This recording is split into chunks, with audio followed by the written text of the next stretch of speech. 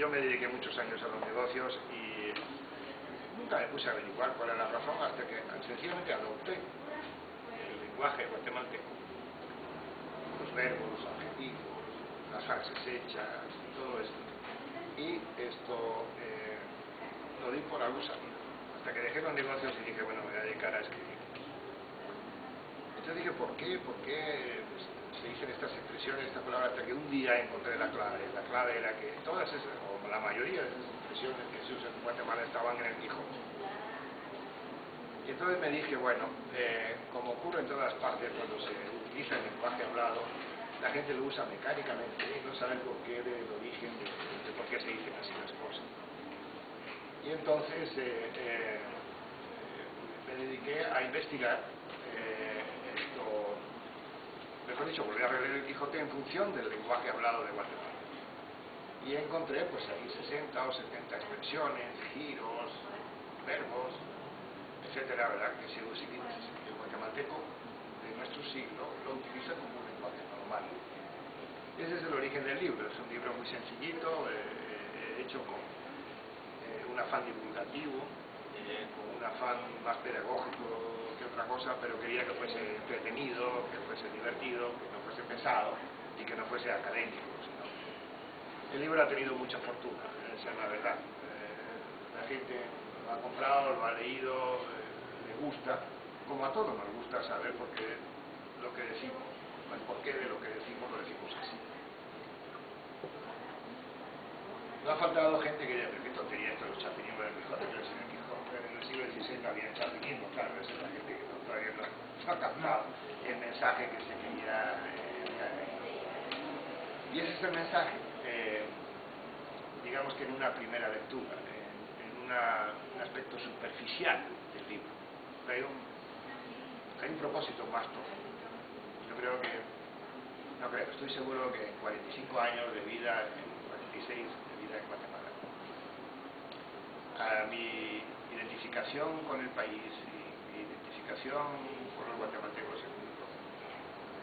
Y entonces descubrí en la medida que yo iba escribiendo que lo que quería en realidad no era hacer un trabajo académico ni lingüístico, sino entender mejor a los guatemaltecos. Aportar en el libro datos de la historia del país que probablemente pues, están por ahí dispersos, que no se juntan en un texto, y que sirviera a los guatemaltecos, sobre todo a los lectores fundamentalmente, ¿verdad?, a entender por qué la historia es como es, la historia de Guatemala es como es y por qué se habla como se habla. De manera que cualquier tipo de referencia histórica que haya ahí, primero está muy bien fundamentada, lo puedo asegurar. Especialmente una cosa de la que me siento muy orgulloso es que en Guatemala se descubriera el chocolate, que es una de mis obsesiones. Que los mexicanos dicen que el chocolate se descubrió en México, lo cual es falso. Y estoy dispuesto a defenderlo donde sea.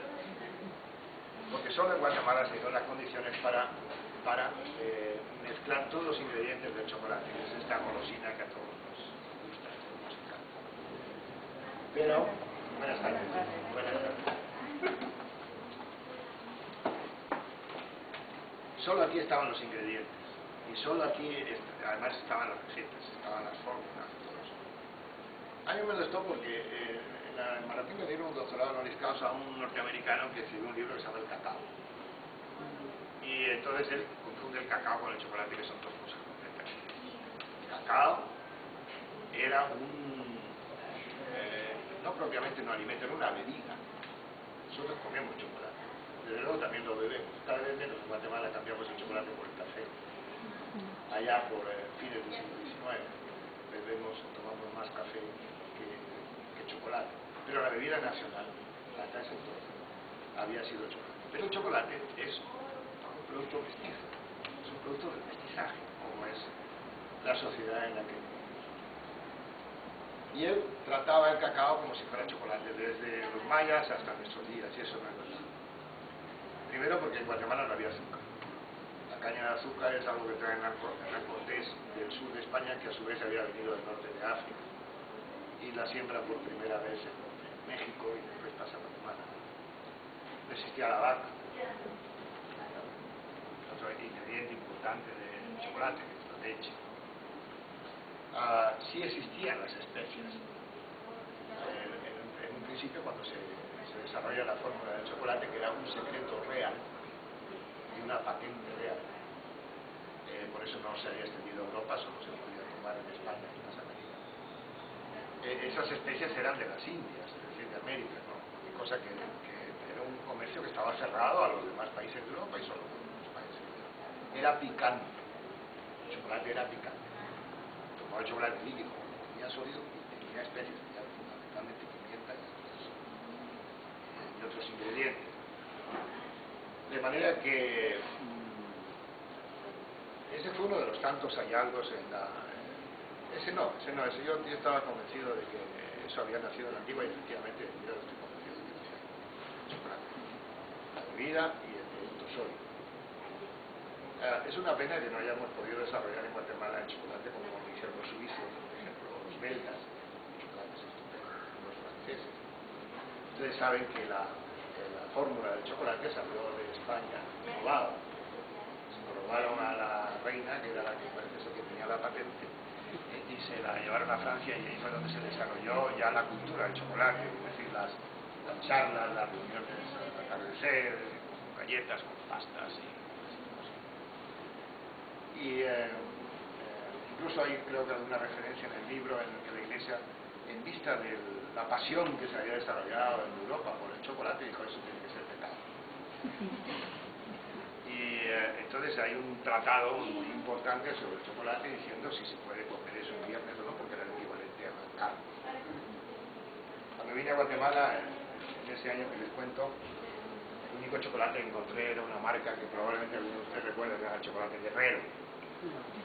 Y cuando lo comí no lo pude volver a comer porque era un chocolate muy malo. Y uno lo metía en la boca, no el de beber, sino de comer, tenía arenosidad, ¿verdad? No era agradable, ¿no? De hecho desapareció la marca, yo no sé si existe todavía, pero no la he vuelto a ver, el famoso chocolate Guerrero.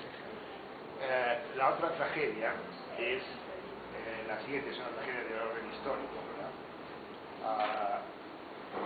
América pues estaba gobernada por el rey, pero en realidad lo que había eran dos virreinatos, el de Perú y el de México, capitanías generales como la de Guatemala, como la de Santo Domingo, como la de Caracas, y todos eran muy celosos de su poder. Y ahí el que más podía era el que conseguía, eran los grupos de presión que hoy conocemos, empresarios, sindicatos, todos van a ver qué ordeñan del Estado, en este caso a ver qué ordeñaban del rey. Y que tiene éxito en esa iniciativa es Ecuador, es el reino del Perú, el reinato del Perú.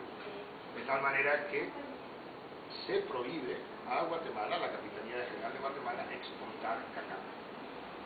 Entonces el cacao que se desarrolla es el de otros lugares, es el de Ecuador, es el de Venezuela, y en última instancia me da un poco de bochorno saber que Costa Rica es uno de los mayores productores el mayor productor de cacao de Centroamérica, cuando el origen del cacao está aquí, en la zona de Soconusco, y está creo que también explicado en el libro, porque en España se llamaba chocolate con soconuscos, esa era la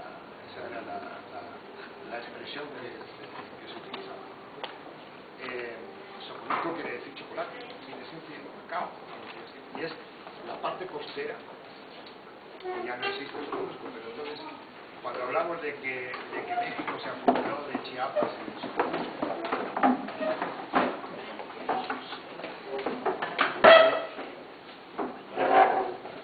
cuando hablamos de que Guatemala, México se fundó de Chiapas y Soconusco, es de las dos provincias todavía que pertenecen a Guatemala, como ustedes saben muy bien. Pero Soconusco era la franja costera del Pacífico de la provincia de Chiapas. Era un lugar insalubre, costero, costeño, en el que ni siquiera los misioneros, los dominicos, los frailes se atrevían a entrar porque eran enfermizos. Pero ese es el clima idóneo. De hecho, los aztecas habían creado una especie de comando que entraba regularmente en la provincia, robaba el cacao y se lo llevaba a los aztecas. La primera vez que se menciona el cacao lo menciona Bernal Díaz de Castillo.